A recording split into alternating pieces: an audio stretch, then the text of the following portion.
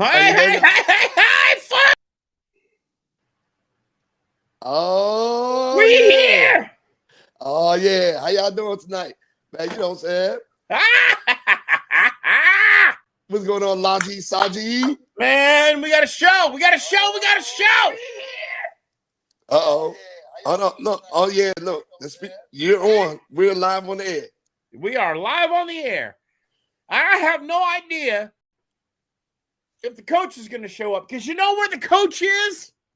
He's in Panama scuba diving, ain't he? He's in Panama scuba diving. He actually extended one day to go one more day scuba diving to plan out our future. Oh, yeah. Yeah. And he's been doing some diving and some other stuff, and you know, he may be able to jump in or he may not be able to jump in, but we love you folks for being here. Look, we got to and welcome to another week of Football Sight. That's Laji, Saji, and I'm good old Shaq. You know, I forgot something. Yep. The rock music. Go for it, Shaq! You gotta go for it! Drops and pass across the middle! Woo! Oh, yeah. Oh, baby! Oh, baby! 7-yard completion. 7-yard down the road. That's right. Straight across the middle. Woo! Good one, man. Next week, I'm throwing you a bomb, all right? A straight streak.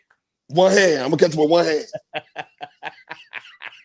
on 4 defenders. One hand on 4 defenders. Oh, so Shaq, how about starting us off tonight with some news about the Commander Stadium? Did you hear all the stuff on the news today? No. So I didn't get a chance to check out any of the news about the Commander Stadium, the new stadium and stuff like that, right? Because it was a very, very busy day for me. But I'm sure I know that there's still some councilmen that members that are fighting the stadium. I do know that. Oh, yeah. They don't want it. Yep. The vote was today, and I didn't get the results on the vote. Does anyone out there have some results on the vote? They were passing the funding bill, and they're going on recess until September. So this was a really important vote today to try to get everything involved. Okay, it says DC Council advances $1 billion for Commander Stadium, but deal still remains uncertain. Right. So they did advance it. Okay, so that's huge news. Yep. They advanced $1 billion. What? Yep. And it says DC Council unveils new budget for RFK Stadium funding and I-82 repeal. That's something else. But yeah, again, I've been saying this for months now. Where are they going to get the funding from? You know who this is going to fall hard on? DC taxpayers. DC taxpayers. They already getting taxed out of this world, so it's going to fall on them. DC is pot broke right now. They're in the business right now. My God. And look, so you know, over there where at Federal Center, right? We have federal buildings that they're about to turn back over and repurpose. So if they're doing that right now, and they're about to repurpose these buildings for something else, for other utilization. Where are they gonna get the money? They can't even facilitate the buildings that we have in the city already. Yeah, no, I hear you. Yeah, no, I don't. Unbelievable. Hey, listen, Jim is on the show tonight, and I want to send a special shout out. He's down in Caryville, Texas. Tennessee. Come on, Sarge, get your act together. Laji. And we got videos of him sweeping out of his garage from the flood from the first one. Didn't get into the house, but he was sweeping the garage. And he's sending us veterans photos. Oh, my Lord. So a shout out and a prayer for everyone who lost their life and all the families affected down there in Texas. Yeah. It is an incredible disaster. And our heart goes out to them from the channel because there's another 160 people that don't account for. It's not a search mission anymore. It's a recovery mission. It's a recovery mission. Yeah, so we're like 300 people gone in a flash flood. And they got a flash flood tonight. And you know what was tripping me out about that? Sending healing energy to everybody, the families, and hopefully they recover some of the missing folks alive. Yeah, okay? Yeah. Please, so what tripped me out is that this flooding is happening in Central Texas in the middle of July. It's crazy. It's crazy, right? Yeah, it's crazy. I think when I think of Texas historically, I think of Texas. Texas is a state where you go to burn your rear end, right? Yeah. So I don't know if y'all know, but I had a stepson and he took his life down in Austin 3 years ago now, right? So I go down to Austin to take care of business with all that.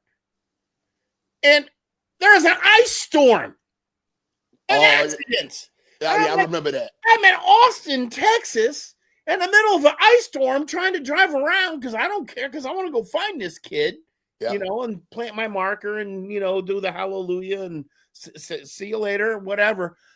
Ice storm. And Jim was trying to meet up with me because I haven't seen the man in a couple of years. And he couldn't even get there. Yeah, Texas infrastructure, because that's when ice storms, flash floods. Yeah. You don't think of Texas like that.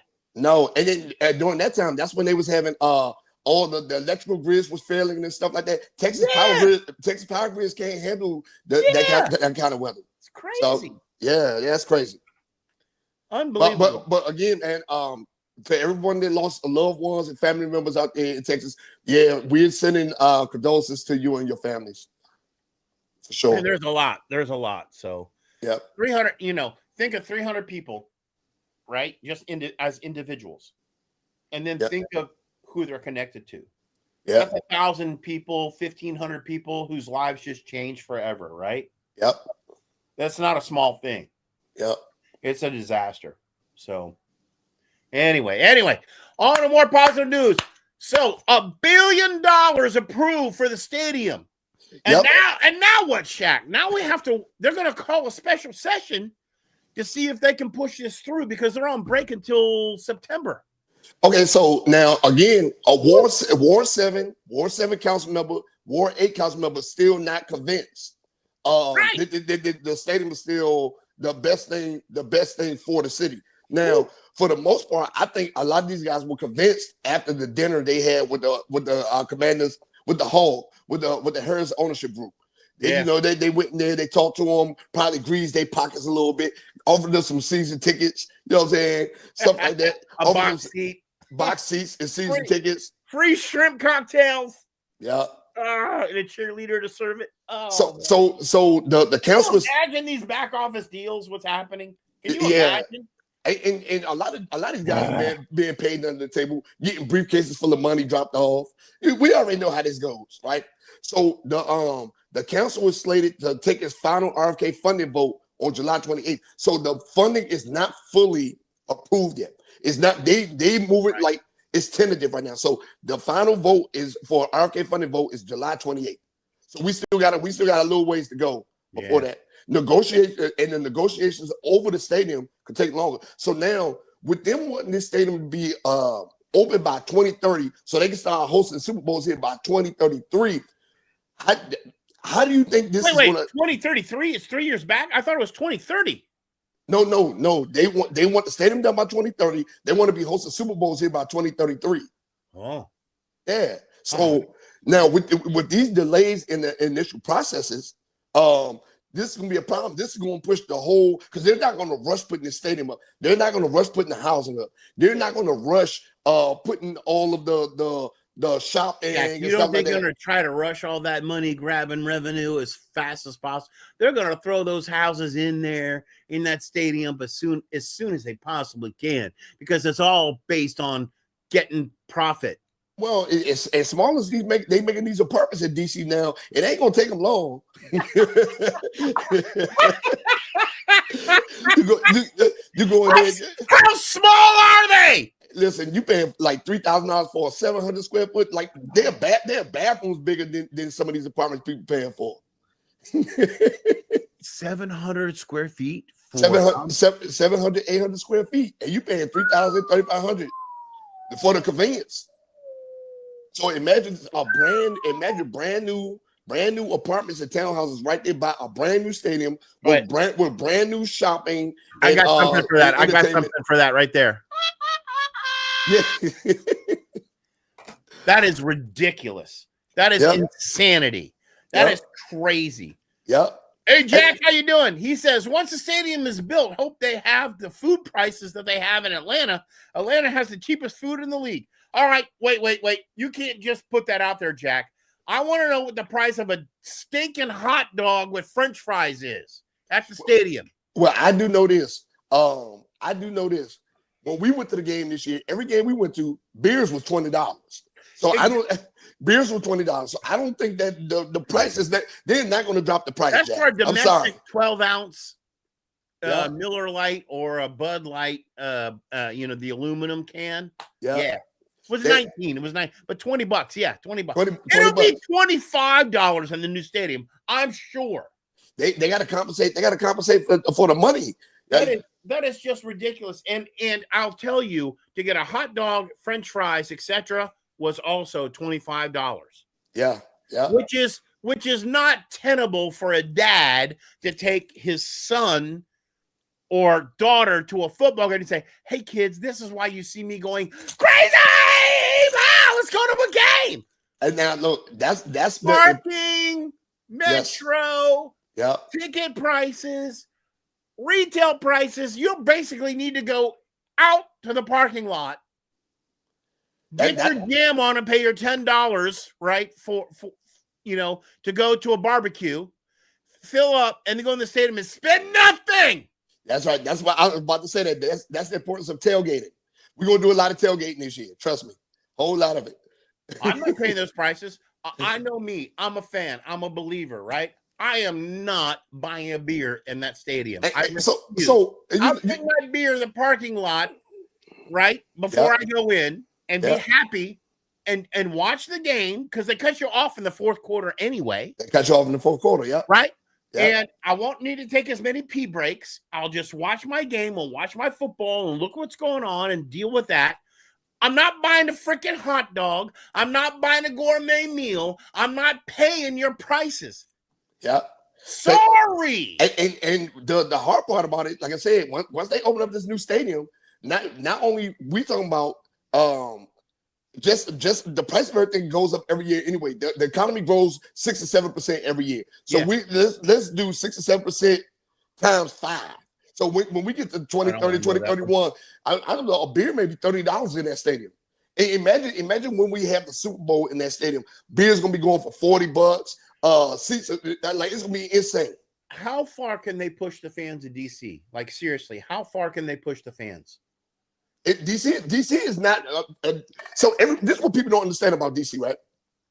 DC has its nice parts. Yes, it does. It has its very beautiful parts. It has the tourist stuff like that. But DC is not this fancy upscale city like people think it is. That's right. That's why everybody lives on the outskirts. Yeah, it's exactly right. Yeah. All right, check. So I want you to talk about some of the extracurricular activities that you've been having and who you might have met, without giving away any names or whatever. But I want you to preview what might be coming to the show. And while you're doing that, to our fans, I'm going to get my camera fixed. So I'll be right back. So I want you to digress and tell us about some of your connections into the Redskins. Okay. So Commanders. Whoops. I want you to digress while I fix my camera. I'll be right back. Okay, cool. Good to go. All right, so look, in the future, I talked to Coach Mad Mike and Lawrence Saunders about it, and we have some high-level D1 players that are going to come on the show, visit, stuff like that.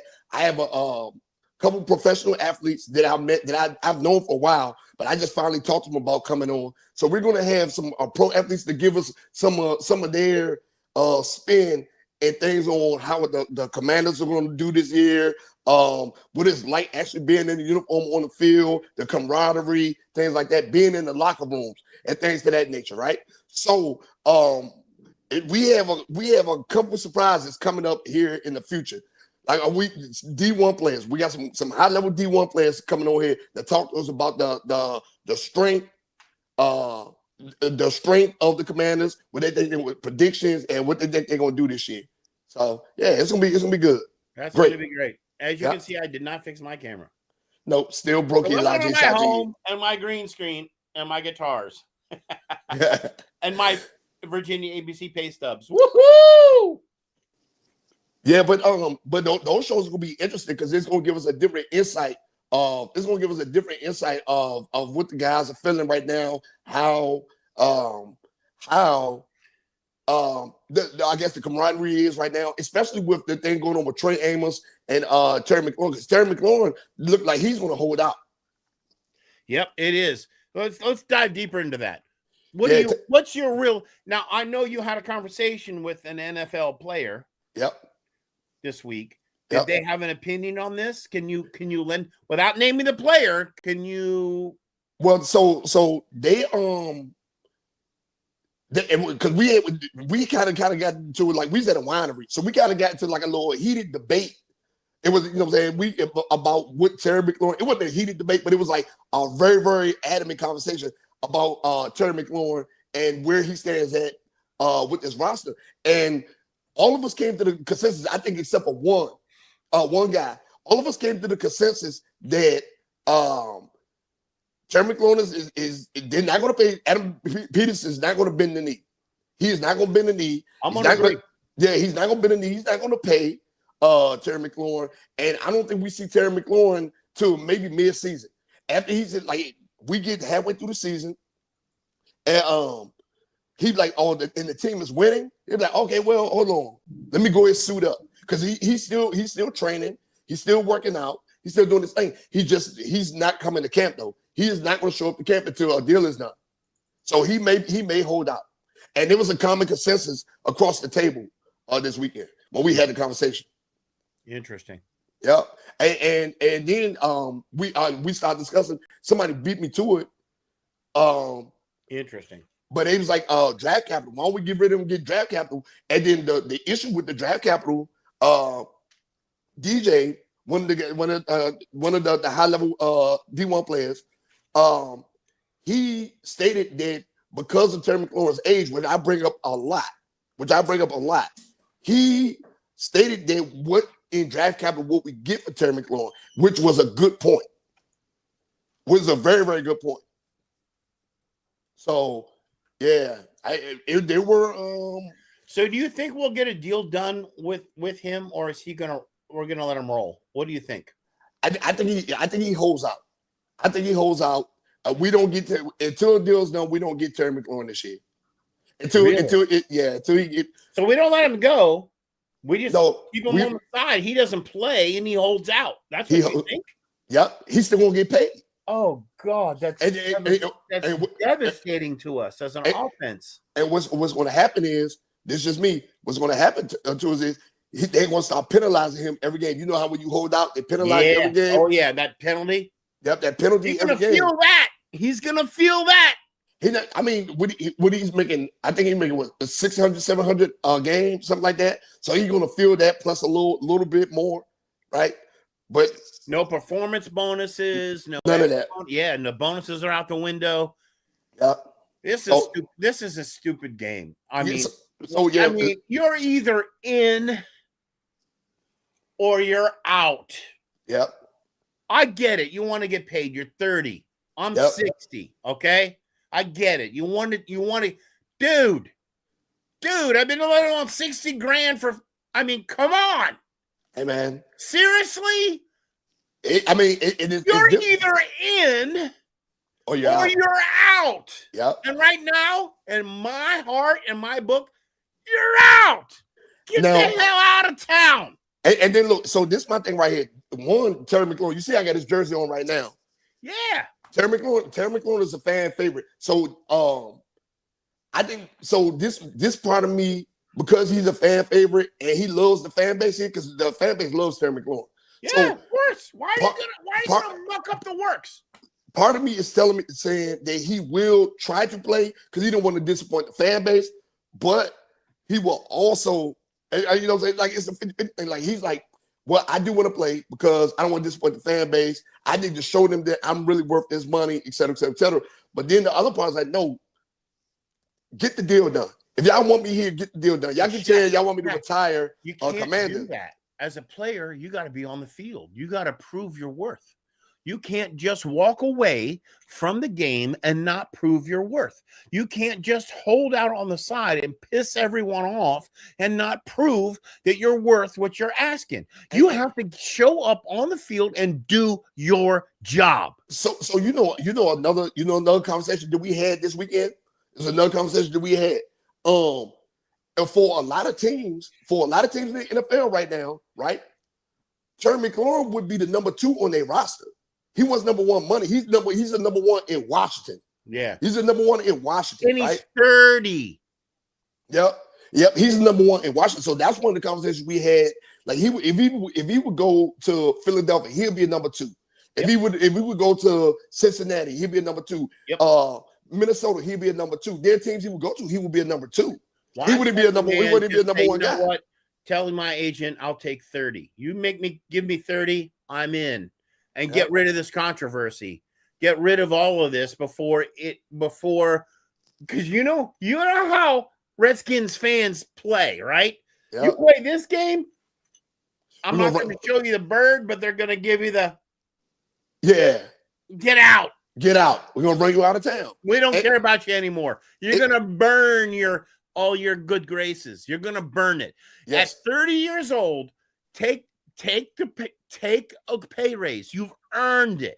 You earned it. Man, this man had Taylor Heineke looking like an all-star. Yeah. He had Taylor Heineke looking like he's earned a pay raise. He did it with Alex Smith. He did it with Taylor Heineke. He did it with Buck Fumble Mark Sanchez. He did it with Joshua Dobbs. Like, you name it. He's done it with different quarterbacks. He did it with Sam Howell. How many super yachts do you need to buy? Like, seriously. What's the difference of $5 million? Honestly. Now, if I'm Terry McLaurin, I'm saying, well, that's a hell of a lot of money. Yep. $5 million for my life. Because I run out there, I do my calisthenics, I run those routes, I get punished. $5 million. I might have a concussion, I might get my spine broke. $5 million is a lot of money. I get it. So now this thing right here now, Jack said that he should get between 33.5 and 34. Jack, he's getting down. He's set to make a decent money this year. I still think that's a stretch. 31 is around the mark. $30 million would be a great deal for him. It's a $5 million pay raise. Yeah. We get to keep our number 1 guy, and he gets. Listen, if he does this, the fans here in DC are going to turn against him. He ain't going to survive it.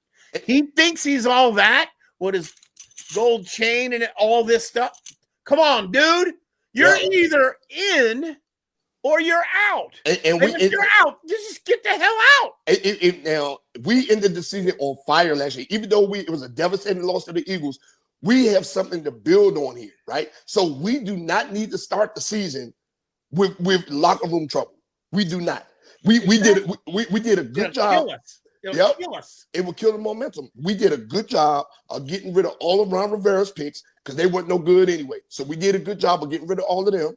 We did a good job of getting rid of locker problems like John Allen, places like this. Like, man, he's sick of this stuff, et cetera, et cetera, et cetera. We did a good job of getting rid of these kind of people. So for us to go into the season, like Trey Amos is another one. Yeah, Trey Amos is another one. Trey Amos need to get that deal done. If Trey Amos don't get that deal done, it makes no sense, right? It makes no sense. And you're a rookie. You are a rookie, a 3rd round pick. You're not going to get 1st round money. I don't care how far you drop and why you drop. So he needs to get his deal done before rookies report next week, I believe. Next week. I think it's next week. Yeah, rookies report next week, and then a couple days later, the veterans report. So it's like he going into rookie training camp, and he ain't got no deal done. He's another one that Adam Peterson is not going to play with. Let him walk. Jack is saying we could get DJ Metcalf, and he would be. He thinks McLaurin's better than Metcalf, and I'm going to agree with that. I agree. But Metcalf's at 33, and I don't care. I don't care. So this thing right here, though. Terry McLaurin has a chance to be a career commander. Yeah, a career commander. No, right? and then you got to think about this too, right? DK Metcalf has had better quarterbacks. Yeah. He had Russell Wilson. He had Geno Smith. Geno Smith had a resurgence in his career. He had a resurgence in his career in Seattle, right? He did. Like, Right. you know what I'm saying? I mean, he went up there, and now he got Aaron Rodgers. So Yeah, I mean, I'm just this is it frustrates me. You know, I get it. You know, I get it, man. The man's 30 years old. Maybe he has plans. Maybe he's got a down payment on a mega yacht. yeah. And he needs the extra 5 million. I mean, And he's got a chalet in France somewhere that he needs the 5 million for. Well, to get to 35, 40 million, he needs that money to pay that down. But dude, no, let me tell you this about another thing about DK Metcalf, Jack, is that he's younger. Like, we got to keep that into you know into the scope. He's younger. So he said, I saw that. Yeah, Jack. Yeah, 30 rookies are 30 holding rookies. out Because they want guaranteed money. How the hell I does did that see that. happen in the NFL when you're a rookie? Hey, You listen, take your swill and you suck it down and you try. The holdouts 30. yes, 30 because they that's want true. You know, that's true. That's true. And I'm gonna tell you what What is happening in the NFL? I'm gonna tell you. Lord, sorry, let me get to it. I'm gonna tell you what happened. I'm gonna tell you what happened. Nil money. They started getting paid guaranteed money in college. So now, if I'm Shedeur Sanders or if I'm Trey Amos, and I'm playing quarterback at Ole Miss, and I got a $5 million deal, guaranteed money with Papa John's, why am I going to come here? You know what I'm saying? I got $5 million with Papa John's. Why am I going to come here to Washington sign a 4-year deal for $9 million when I got $5 million from an endorsement in college? Yep. So nil money. We're starting to see the ripple effects of nil money, and this is only going to get worse. Taylor Gabriel was another one. I think that is a fantastically good point. Yep. And you got people right now. But question? Shiloh was getting a nil money in college, right? He was getting that nil money. Now he goes to Tampa Bay, right? And he was getting that guaranteed money in college. He might not even make Tampa Bay's roster, right? So we're starting to see the effects of the nil money. So Shaq, I have a question in general then. As a fan, because you got way more knowledge than I do on this. Has the NFL prepared for? Was the NFL prepared for this? And have they prepared for this? No, they have not. And I'm gonna tell you why. What I think. No, the NFL's not prepared for this because I mean, even though these guys just now starting to get paid nil money over like these last couple of years, and listen, there are already players in college that are signing. They do 4 years in college. They get these nil deals, right? Boom, boom, boom. A lot of these guys are millionaires before they come in the league. They're opting out of not even going to the NFL. There are guys opting, like literally, there are a lot of players that opted out, going to the draft because they were already rich. They went to college. I made $3 million. I'm 23 years old. Yeah. I'm good. Let me buy my Mercedes and buy a house for my mom, and I'm good. I forgot the player's name. I've got the player's name, but he had $20 million in nil endorsements and stuff while I was in college, right? $20 million. Did not, he said he got hurt, so he used his 5th year. So he stayed for his 5th year. He has no plans of going to the NFL. He went and invested in property. He went and invested in a bunch of property. He opening up businesses and stuff like that. He has no ambition. $20 million? Yeah, that's what I do. Yeah, he has no ambitions of going to the NFL now. He is met the mark. He's met the goal. Yeah, he's there. When you're that young, and if you're smart, I'm just saying, school, you got a business education. We're starting to see the after effects of the nil money. Why the hell would you want to go bust your ass in the NFL? Yep, you in there competing for a spot that you might not even be on. You might not even make the roster. You could get hurt. Tell your ACL. When you're that young and you're a college grad, the only point to go when you have that kind of money is I can get more. Yeah. Or I love football. Who you kissing? You kissing somebody there. You throwing kisses out. I'm throwing kisses. Is that Cara? Yeah. All right. Hey, shout out to Cara. Yeah, she just left. All right. So that's your other option, right? That's your other option. Yep. So did the NFL reasonably expect to account for this new shift? That is a huge story. Yes. Right? Yep. Because we're going to see more and more of this.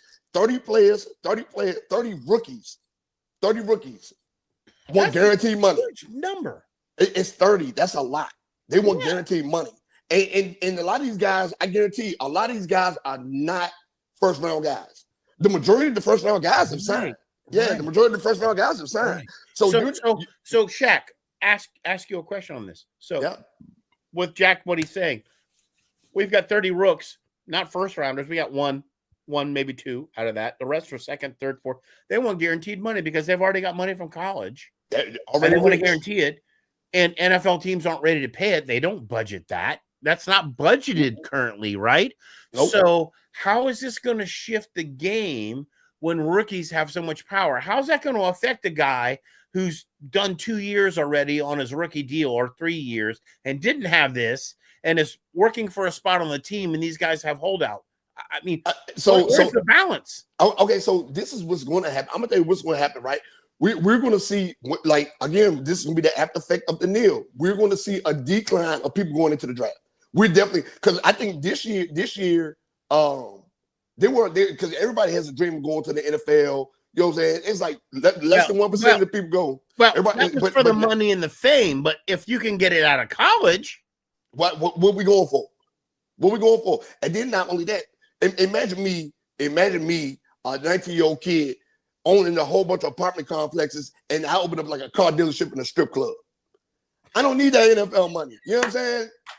And why would I do the work when I'm already rich? Why would I go through all that work and that sweat? Why? To prove myself to someone else? I got 20 million, biatches. See you later. 27 second-round guys, one fourth round, and 2 first-round guys are holding out. That's great stats, Jack. Thank you. That is mind-blowing right there. That Jack just told us was 27 second round. These aren't even first round picks. 27 second rounds. So there's no guaranteed money for a second round pick. First round picks, yes. There's no guaranteed money for second round picks or third round picks or fourth round picks. But not today. This is changing, obviously. This is a huge story. Thank you, Jack, for that.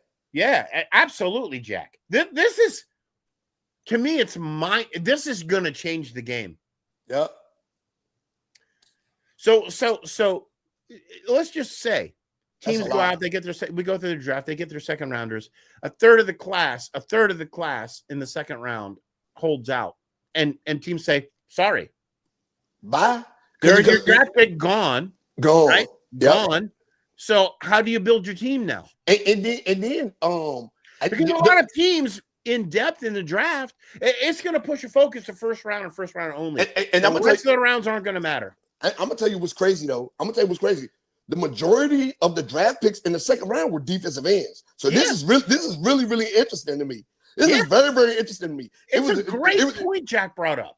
That's really, really interesting. This is a game changer for the NFL. Yeah, because it was an insane number of draft picks holding out for guaranteed money. So what NFL team is going to give guaranteed money to a second rounder? When Jack bringing that up, next week I'm gonna have a list of all the players that's holding out. Next Monday I'm gonna have a list of all the players holding out because we need to go through this list. Yeah, we need to go through it and see what the hell's going on. Yeah, we need to see what's going on. Nuts. This is a game changer for the NFL. We need as a franchise owner or a coach, I could never see me giving guaranteed money to a second rounder. You need to prove to me you can even play in this league on my team. You want guaranteed money as a second round draft pick? Now there are some guys that slid into the second round that should have been first round picks. Like the whole first round was wacky. Like it was the majority of picks. I just didn't understand a lot of them. There was some first round quality players that dropped into the second round. So, I mean, this is wow. I mean, maybe I'm over exaggerating, but maybe I'm not. But to me, this is a drastic change in the NFL and the NFL's approach to the draft. Well, again, it's And how do you counter it? Do teams it's go deeper to the third and fourth round to look for their next stars now because they're like second rounder, whatever. What's the value? If every second rounder is going to want a guaranteed contract, then no team's going to pick them up. Yep, and that's they're what going to fall. No, pass. Wow, all the second rounders dropped to the third round. Oh, okay, now we'll take you. Yep. Yeah. I mean, can you see that happening? Could happen. I can see it happening, but again, it's going to get worse throughout these years. As long as the players now for like NCAA football, like the PlayStation games, Xbox games, the players are getting paid for their likeness now. They're getting this NIL money. They're getting paid. They get paid prior to coming out. You know how many of these college students I've seen doing car commercials and Papa John commercials and stuff like that. Like the local businesses, like, hey, come on over here, do this commercial for us. You're a star on the team. You know what I'm saying? Now, who it is helping out is like people that go to like these smaller schools, like these HBCUs or these FCS schools, stuff like that, right? So okay, why is this FCS guy getting NIL money? So it's helping them in the draft. That's a plus. That's a bonus. But all these, you know what I'm saying? They're like, why is this guy? Why is he getting NIL money? Like, what's going on? Now they got a reason to go look at the tape. Oh man, okay, this is why. Boom, boom, boom, and it's helping these guys get drafted. So that is a plus, right? But all these guys holding up for guaranteed money. But when you have that many guys, and I don't care if it's first, second, third, or fourth round, holding out for guaranteed money, this changes the dynamic of everything. The dynamic of cap space, the dynamic of who you're bringing in and how you build your team, right? Yeah. Because instead of guys coming in as a second and trying to prove themselves, they're coming in saying, no, I've already proved myself. I'm making $5 million. You need to pay me to be on your team. So, it changes the whole mental dynamic of what's going on in the locker room and how a team addresses it. This is some serious stuff. And what I never would have thought about that one because I was kind of like, yay, the college guys get to get paid for their likeness. That makes sense, right, on the outside. But what's a follow-on effect? That's right, and we're starting to see it. We're starting to see it. We're starting to see it. So here's you got these guys, and then what's bad about this? These guys want guaranteed money, but the average NFL career only lasts 3.5 years. Average. And that's why I want the guarantee. It's like, I'm going to be with you for that 3 to 4 years and I'm done. And then what? I have no skills. Because it's always people. Because I took social studies in college. Yep. I got to go buy a restaurant. You need to pay me. Yep. So I can own a business when I get out. I already got businesses. I'm good to go. Like Papa John's been paying me. Yeah. Oh my God, Shaq. This is I'll be honest. I think we need to do a show specifically regarding this. I think what Jack brought up and this particular point with that many, that is absolutely mind-blowing to me. I think this is a game changer for the NFL. Like the NFL is going to need to make major adjustments to try to account for this. So not only they're going. So I think this should be part of the interview process. All these players, they bring them in and they talk to them. Like blah blah blah. So how do you feel about? I know you were getting paid NIL money in college. I know you was getting paid this in school. I know you had these endorsements. I know you get paid for your likeness. But how do you feel about guaranteed money in your rookie contract?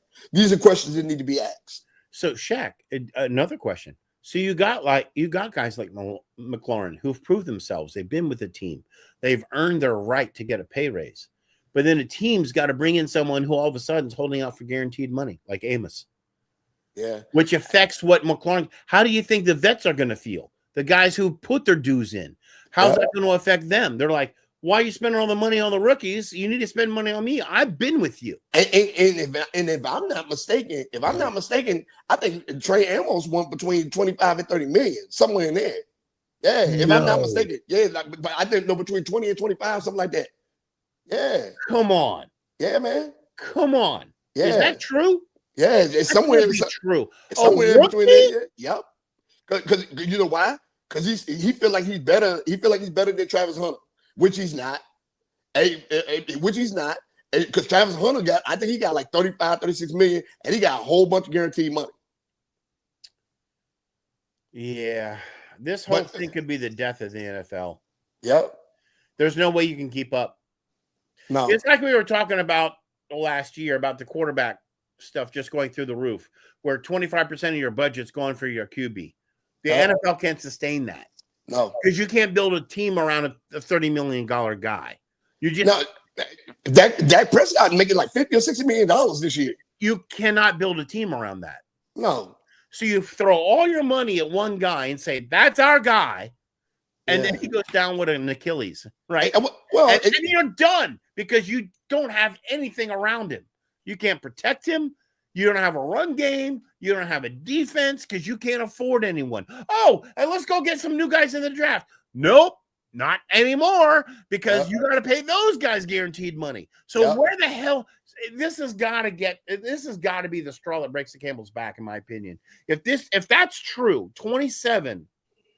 This is the year the straw breaks the camel's back. So there's no way the NFL can sustain those kind of salaries coming out of college. Okay, but this is the thing right here, though, right? So I agree with that sentiment, but they're not going to take the kneel. They're not going to take the kneel away from these college players. I'm going to tell you why. Well, no, that's what I'm saying. We got a problem we can't fix. Yeah. They're not going to take it away because, one, a lot of these kids, this is on these football. Some of them ain't on scholarship. They walk on, try it out, made the team. They ain't on scholarship. They work in study and stuff like that. So you walk on, you make the team, and you need money. And now you got to get paid for your likeness and everything like that. You're helping these kids out. So you know what this means? We're going to be pulling a lot more players from the AFL. Yeah, in UFL. Right? And UFL. Yeah, AFL, UFL. Yeah, from the other league. You know why? Because these kids coming out of college, NFL teams are going to say, I'm not paying you for that. You got to prove your worth. I'm not just going to give you money to walk in here just because you made money somewhere else. Listen, you got to prove your worth. And you know what? You ain't worth it. So you're off the squad. These guys, the defenders just won the UFL championship. Yeah. And I think the highest paid person on their roster was $75,000. Yeah. So you don't think the Commanders would look there to get someone? Instead of paying $3 or $4 million guaranteed to a rookie that's not proven, hasn't even made the roster. Yeah. Hell no. If I was an owner, I wouldn't do it.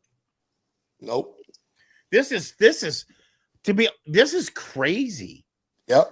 That is utterly insane. Yep. Like, I wish Coach would be on here right now to give us some input. But this is unbelievable. Sound like I'm freaking out, but I'm not freaking out. Folks, this changes the whole picture of the NFL and how it works. The draft process, getting rookies in, building your team from your rookie pool. Are we aiming from a $10 million rookie pool to now a $30 or $40 million rookie pool that you have to pay to get new talent in? The NFL can't afford that. Teams can't afford that. Can't afford it. You can't pay your QB 25% of your total salary cap and pay your rookies. And being realistic, it's a whole lot of overpaid quarterbacks in the NFL right now. Oh, yeah. Dak Prescott, Tua, Trevor Lawrence. Yeah. There are some unproven overpaid guys. Goff's overpaid. Jared, I'll admit it. Jared Goff is a game manager, right? Yeah. You know what I'm saying? But there's some overpaid. There's some overpaid guys in the NFL. Quarterbacks, should I say? Yeah, unbelievable. Sam Darnold's another one. Overpaid, way overpaid. Had one good season. Yep. Overpaid. Finally got into the zone and got overpaid. Oh, got overpaid. And they're gonna go to Seattle and be a dud. Yep. You know what I'm saying? I'm frustrated. I'll be honest with you. I don't feel good after this show. I'm frustrated now. I'm really frustrated. Because it's going to ruin my game. This is my game, man. And I like following a guy who's hungry, who makes it through college. He's hungry. He works his way into a team. He's hungry, and he makes a man out of himself in the league. You know what I mean? Yeah. And this is just now pay to win. Just like the video games I play. It's just pay to win. Yeah. That's not fun. That's not manly. No. It's disgusting. And now we got 4 viewers. I'm going to go ahead and call it here. Oh, I was going to ask you about the Commanders Mount Rushmore. Or you want to say that? All right, let's do that. Let's do that, and we'll call the show. Yeah, you want to? I'm talking about of all time, Mount Rushmore. Four players of all time.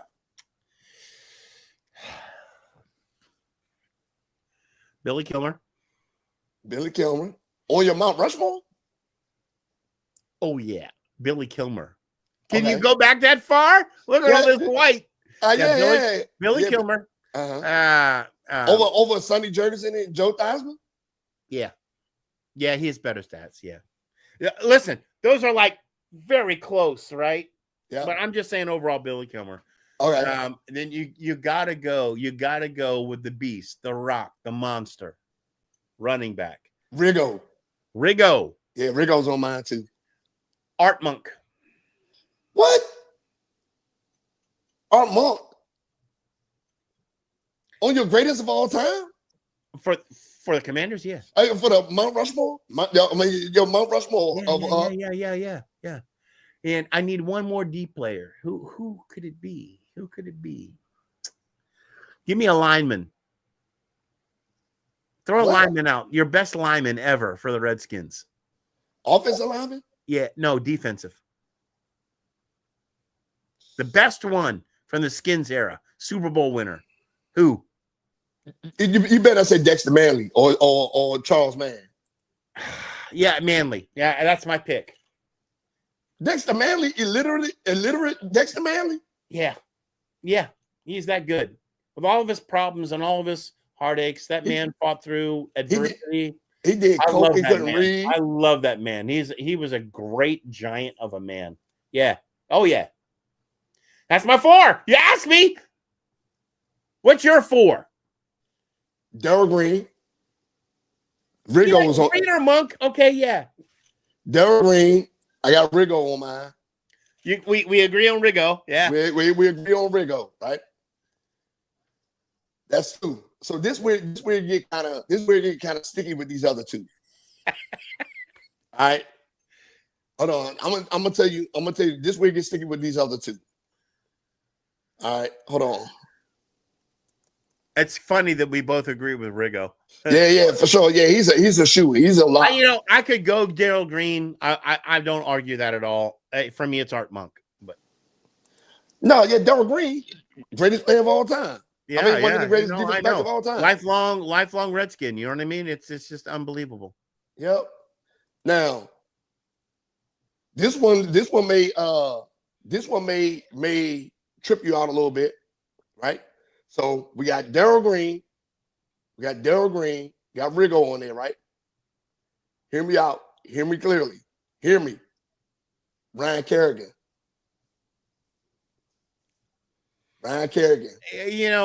Yes and no. He didn't have the long tooth. He didn't play that long. Ryan Kerrigan played for over 10 years. Over 10, but yeah, that's not Darrell Green or Art Monk territory, or Billy Campbell territory. But yes, Kerrigan was amazing. Kerrigan, I totally agree. He's on my mind. Yeah, it's a good pick. It's a great pick. It was either him or London Fletcher, but I went with Kerrigan because Kerrigan. London didn't last long enough either. No, he wasn't here for a Mount Rushmore. Yeah. So you gotta be long in the teeth, like 15 years. I mean. Yeah, when you say Mount Rushmore to me, it can't be a flash in the pan. It's got to be someone who had retired as a hog. You know. That's why I picked. That's why I picked who I picked. That's why the 3 I picked so far: Kerrigan, Riggo, and Darrell Green. And my number 4. Yeah. Come on now, Mount Rushmore of Redskins. Let me see. Mount Rushmore, forever emblazoned. They got to be top of class. They got to be a Super Bowl winner. They got to be long in the tooth, more than 15 years in the league. And they got to be retired Redskins, right? I came to my team, I played for my team, and I retire with my team. That's Mount Rushmore. Let me see. This one may take you by. Jack says Mark Mosley. That's a great pick. Mark Mosley is a great pick. Yeah, but yeah. for Mosley. Yeah, I agree, Jack. Mark Mosley could definitely be on the Mount Rushmore. Yeah, he could. He could be on there. Yeah. You know who else could be on there? But he's not gonna be my 4th pick. But Chip Lomiller could be on there. Okay, yeah. Chip Lomiller could be on there because Chip Lomiller had a great career in Washington. He did. Chip Lomiller. Yeah, so, I can see that. Yep. So he would be on there. Come on, Shaq. Come on. I threw mine out right away. Come on, man. I know. Mount Rushmore of Redskins. Man. Long in the tooth. Career Redskin. Record setter. Okay, so yeah, you probably playoff winner. Super Bowl winner. I mean, Doug Williams, but he's got 1 Super Bowl. He only got 1 Super Bowl. Yeah, he didn't. But that's no real time. I love Doug Williams, but not long in the tooth, right? No, he wasn't long in the tooth. Now I'm like a Billy Kilmer. No. You know who I'm gonna go with? I'm gonna go with. This is a toss up. I'm gonna go secondary again. I'm gonna go Todd Bowles. Oh. Yeah, I'm gonna go secondary again. Oh, that's an interesting one. Yeah, Todd Bowles had a good career in the league. Oh, yeah, that's a very interesting. Yeah, he had a good long career. Because I was gonna pick Wilbur Marshall, but Wilbur Marshall career it was too short. Yeah, I disagree. But Todd Bowles, wow, that's an interest for the Rushmore for the Redskins. Really? Yeah. Not a Brian Mitchell. Right now, Brian Mitchell was a good one because Brian Mitchell played everything. I think that Brian Mitchell is close. As a matter of fact, I would put Brian Mitchell over Todd Bowles. Yeah, I would put Brian Mitchell over Todd Bowles. Come on, we're talking the Hogs, baby. Yeah. Baby. Let's talk some smack. Yeah, we could win with the whole Hogs. Now we could have win with Mark Schlereth. We could have win with any of them. But you know what? I might have to change my pick because I think Jack's got a point with Mosley. If I'm looking back, kickers are influential. Mosley was the man. Yeah. Yeah, I think I have to switch out my Dexter Manley for Mosley. Yeah, I don't know. I wanted to pick one from both sides of the ball, but you know what? I have to agree with Jack on that one. If you said Charles Mann, I'd be like, okay, cool. But Dexter Manley? Either one of those guys in defense were amazing, right? But I want to, if you're going to say Mount Rushmore, you got to have a guy from one of the original Hogs, that was in there with Super Bowl rings, right? Multiple, right? Yeah, and a good career. But the problem is the Redskins have a great history, and there's a lot of guys. I'm still confused over the Billy Kilmer over Sonny Jurgensen and Joe Theismann. Joe Theismann, no. Too short. But Jurgensen, definitely. But Kilmer played both sides of the ball. He did. You go back and look at your history on Billy Kilmer. Yeah, I will. That was single helmet crossbar era.